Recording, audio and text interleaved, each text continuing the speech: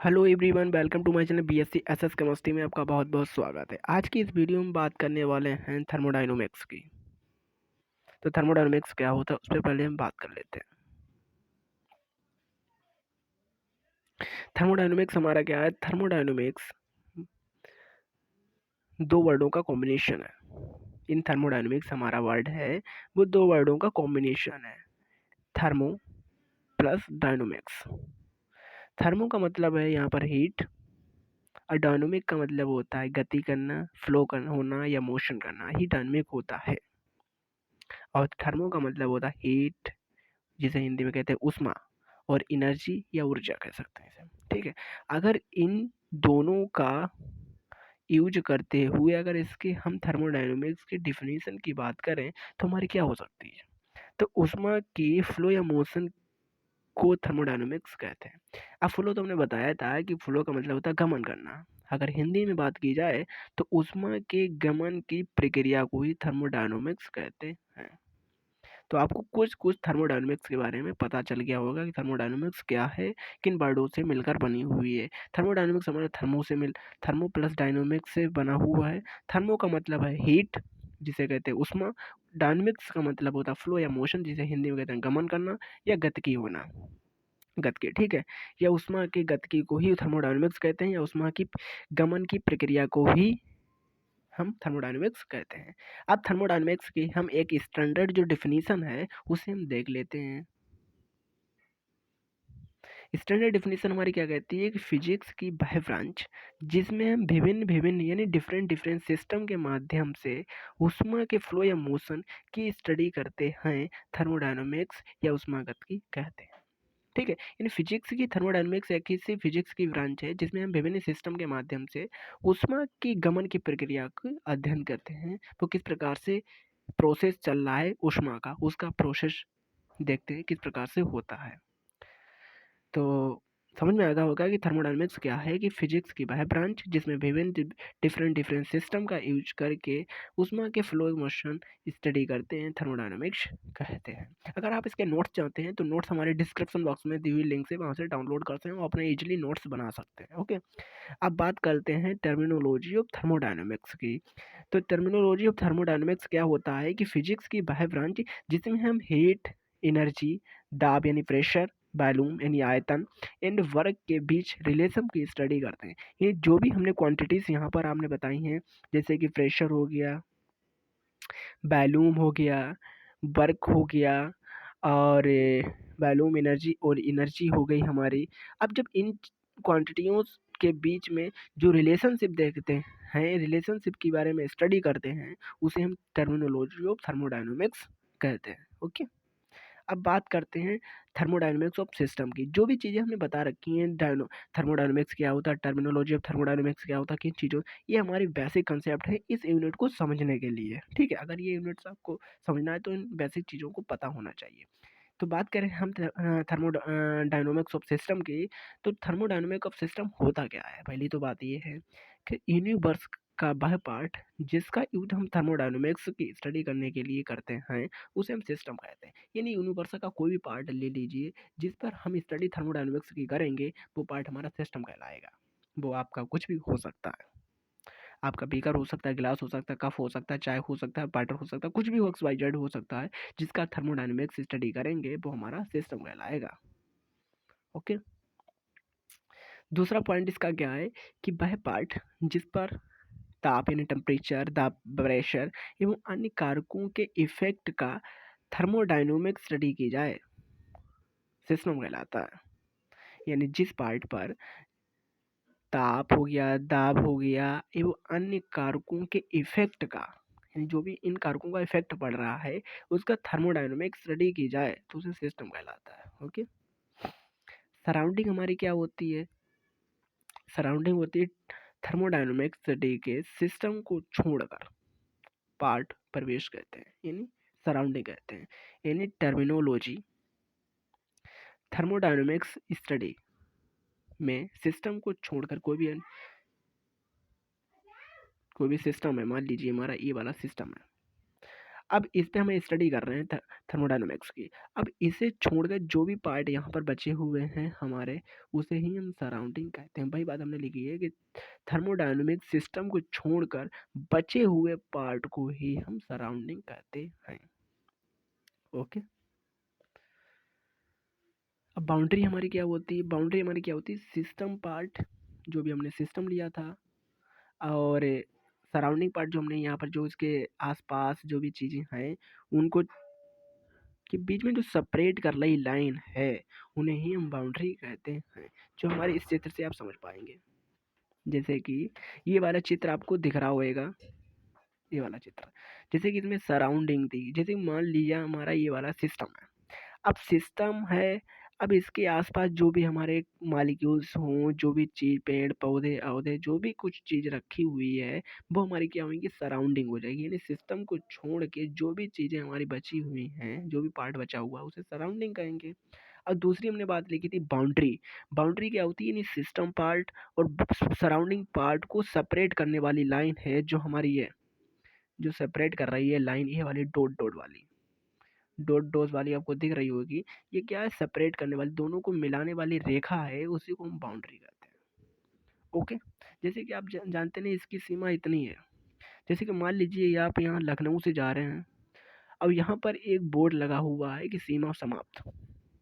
अब यहाँ से आप जा रहे हैं दिल्ली, तो क्या अब ये वाली जो लाइन है वो यहाँ पर सेपरेट कर रही है आपको, यही हमारी बाउंड्री है।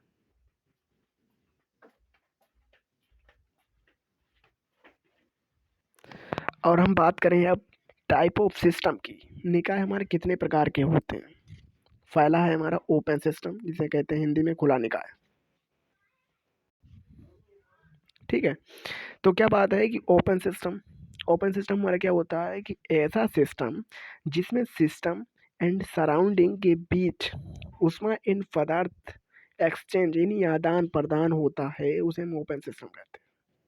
ओपन सिस्टम हमारे क्या कहते हैं कि ऐसा सिस्टम जिसमें सराउंडिंग और सिस्टम के बीच ऊष्मा का आदान प्रदान होता है, और मैटर का भी, उसे हम ओपन सिस्टम का। यानी ओपन सिस्टम में हमारा एनर्जी का भी होता है, और हमारा मैटर का भी होता है, हमारा मैटर का भी होता है। इसमें दोनों एनर्जी और मैटर दोनों का एक्सचेंज होता है, यानी आदान प्रदान होता है, उसे हम ओपन सिस्टम कहते हैं। एक एग्जांपल के थ्रू हम समझ लेते हैं इसे। मान लीजिए कि आपके पास कोई बीकर है। अब बीकर में आपको एक गर्म पानी रखा हुआ है। अब उसमें क्या निकल रही है? भाप निकल रही है। तो क्या हो रहा है, अब कुछ समय के बाद आप देखते हैं कि ये पानी ठंडा हो जाता है। तो ठंडा किस लिए हो जाता है? क्योंकि ऊष्मा का जो होता है, ऊष्मा हमारी चली जाती है एटमॉस्फेयर में, और उससे थोड़ी ठंडी एनर्जी हमारे इस बीकर में आ जाती है, जिससे कि ठंडापन हो जाता है। अब आप ये भी देखते होंगे कि जब भाप निकल रही होती है, तो उस बर्तन के किनारे किनारे एक पानी के बुलबुले हो जाते हैं। तो बुलबुले क्या होते हैं? वो पानी हमारे उस वॉल्यूम से कम हो जाता है, उस मैटर उसमें कम हो जाता है, तो इसलिए कुछ का उसका आयतन भी कम हो जाता है। इसलिए हम कहते हैं कि जिसमें ऊष्मा और हमारा मैटर दोनों का एक्सचेंज होता है सराउंडिंग के अकॉर्डिंग, तो उसे हम ओपन सिस्टम कहते हैं। ओपन सिस्टम में हमारा एक बार फिर देख लेते हैं कि ओपन सिस्टम में हमारा क्या होता है कि ओपन सिस्टम में हमारा मैटर भी होता है, और हमारी एनर्जी भी एटमॉस्फेयर में एक्सचेंज होती है, उसे हम ओपन सिस्टम कहते हैं। ओके। अब बात कर लेते हैं हम दूसरे की। क्लोज सिस्टम क्या है हमारा? क्लोज सिस्टम हमारा क्या कहता है कि क्लोज सिस्टम ऐसा था थर्मोडायनामिक सिस्टम जिसमें सिस्टम एंड सराउंडिंग के बीच ओनली उष्मा का एक्सचेंज होता है। अब इसमें क्या, उसमें क्या था मेरा, उसमें उष्मा भी होती थी और हमारा मैटर का भी एक्सचेंज होता था, बट इसमें क्या है कि ओनली हमारी उष्मा एक्सचेंज होती है, क्लोज सिस्टम कहलाता है। अब जैसे कि एग्जांपल इसमें भी हम लेते हैं। एग्जांपल क्या हमारा कि बंद कोई बीकर ले लिया, जैसे कि वो बीकर है, इसमें गर्म पानी भरा हुआ है, बट इसे ऊपर से ढक्कन लगा दिया गया है, जैसे कि इसकी उष्मा निकल उष्मा, जैसे कि भाप बन के इसका मैटर बाहर ना जा पाए, इसलिए उसमें ऊपर से ढक्कन लगा दिया गया है। लेकिन इसकी जो ऊष्मा है वो कुछ समय के बाद कम पड़ जाती है, जिससे कि ये ठंडा पड़ जाता है। लेकिन हम जब इसका ढक्कन उघाड़ेंगे, जब उसे ढका हुआ है, अब जब इसे हम ओपन करेंगे, तब क्या होगा कि इस ढक्कन पे पानी के छोटे-छोटे बुलबुले आपको दिखाई नज़र आएँगे। वो क्या होगा, लेकिन उसका मैटर तो कम नहीं होगा, बट मैटर उसमें गिर जाएगा, जो भी इसमें पदार्थ लगा होएगा। लेकिन इसमें खाली ऊष्मा का निकलेगी और एक्सचेंज हो जाएगा सराउंडिंग के एटमॉस्फेयर में। ओके, तो इसमें क्या होता है कि इसमें ओनली खाली ऊष्मा हमारी एक्सचेंज होती है, ऊष्मा का आदान प्रदान होता है, ना कि हमारे इसमें मैटर का आदान प्रदान होता है। खाली इसमें ऊष्मा का आदान प्रदान होता है, इसलिए हम ओपन सिस्टम के कंपैरिजन में इसे ना कहकर इसे हम क्लोज सिस्टम कहते हैं। क्लोज सिस्टम में हमारी खाली ऊष्मा होती है और ओपन सिस्टम में हमारी ऊष्मा और मैटर दोनों का एक्सचेंज होता है। अब बात कर लेते हैं आइसोलेट सिस्टम की। अब आइसोलेट सिस्टम में आप कुछ अनुमान लगा सकते हैं कि आइसोलेट सिस्टम में यानी विलगित तंत्र निकाय में क्या हो सकता है। इसमें ये होता है कि थर्मोडायनामिक एक ऐसा सिस्टम होता है जिसमें हमारा सराउंडिंग के बीच ऊष्मा और पदार्थ का एक्सचेंज का विनिमय नहीं होता। और इसमें ना सराउंडिंग में ना हमारा ऊष्मा होता है, ना ही मैटर का एक्सचेंज होता है, यानी दोनों में से किसी का भी एक्सचेंज नहीं होता है। लेकिन हमारा ओपन सिस्टम में दोनों का होता था, क्लोज सिस्टम में हमारा ऊष्मा का होता था, बल्कि इसमें किसी का भी नहीं एक्सचेंज होता है। आपने देखा होगा कतई को बंद, आपने देखा होगा जैसे कि जब लोग नहीं स्टील की बोतल ले आते हैं इस प्रकार से, उसमें ढका होता पूरा अंदर से बाहर से, लेकिन उसमें गर्म पानी रख देते हैं तो गर्म पानी रहता है, ठंडा पानी रखते हैं गर्म ठंडा ही रहता है। लेकिन उसमें भी थोड़ा थोड़ा हल्का हल्का सा उसमें हीट, जो भी गर्म पानी रखते हैं कुछ समय के बाद एक ऐसा टाइम आता है जिसमें ठंडा पड़ जाता है, तो लेकिन फिर भी एक ना के बराबर है, इसलिए उसे मानते नहीं है। ओके, अब एक ऐसी प्रॉपर्टी की बात करते हैं जो हमारी इसमें इंपॉर्टेंट है, जो हमारी एग्जाम में पूछ भी जाती है ज़्यादातर। वो हमारी प्रॉपर्टीज़ क्या है? एक्सटेंसिव प्रॉपर्टीज़, यानी किसी सिस्टम की वह प्रॉपर्टी जो मैटर की मात्रा पर डिपेंड नहीं करती है। मैटर की मात्रा यानी मैटर की क्वांटिटीज़ पर डिपेंड नहीं करती कि उसमें कितना मैटर है, कितनी क्वांटिटीज़ है, हमारे 2 ग्राम है, 5 ग्राम है, 5 किलोग्राम है, कितनी भी हो, उसमें उसकी क्वांटिटी पर डिपेंड नहीं करती है। वह हमें एक्सटेंसिव प्रॉपर्टीज़ कहते हैं। यानी एक्सटेंसिव प्रॉपर्टीज़ हमारी क्या कहती है? एक्सटेंसिव प्रॉपर्टीज़ हमारी क्या कहती है कि वह सिस्टम की वह प्रॉपर्टीज़ जो मैटर की क्वांटिटीज़ पर डिपेंड नहीं करती, मैटर की मात्रा पर डिपेंड नहीं करती है, एक्सटेंसिव प्रॉपर्टीज़ कहते हैं। जैसे मैटर की मात्रा बदलने पर वह एक्सटेंसिव प्रॉपर्टीज़ बदल जाती है। इनके कहने का मतलब है अगर एक्सटेंसिव मैटर की क्वांटिटीज़ बदलेगी तो हमारी एक्सटेंसिव प्रॉपर्टीज़ भी बदल जाएगी। ठीक है, क्योंकि ये एक्सटेंसिव प्रॉपर्टीज़ होती है वो सिस्टम की प्रॉपर्टीज़ मैटर की मात्रा पर डिपेंड करती है। इसलिए ये क्या होती है कि सिस्टम की मात्रा अगर क्वांटिटी से हमारी घटाई जाएगी या बढ़ाई जाएगी तो उसमें चेंज आ जाएगा हमारी एक्सटेंसिव प्रॉपर्टीज़ में।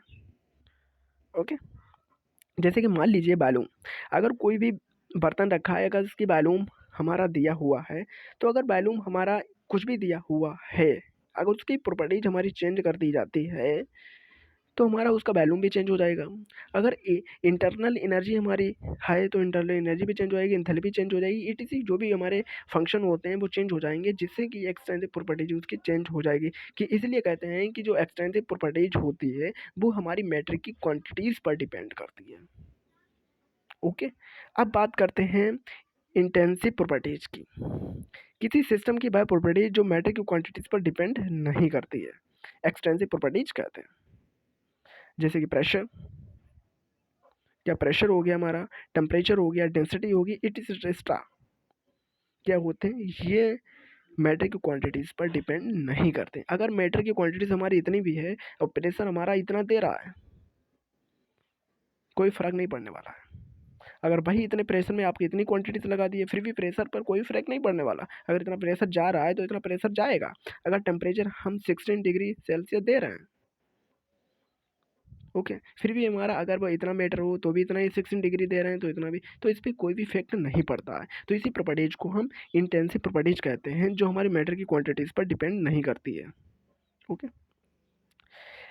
तो आज के लिए इतना ही काफ़ी, जो भी हमने आपको पढ़ाया है वो आपको समझ में आया होगा। अगर कोई भी इसमें डाउट रहता है तो आप इसमें क्लियर करने के लिए हमारे कमेंट बॉक्स में जाकर वहाँ से कमेंट कर सकते हैं, जिससे कि आपके डाउट का क्लियर हो सके। अगर हाँ इसका नोट्स चाहते हैं, नोट्स डिस्क्रिप्शन बॉक्स में दे दी जाए लिंक, वहाँ से डाउनलोड कर से।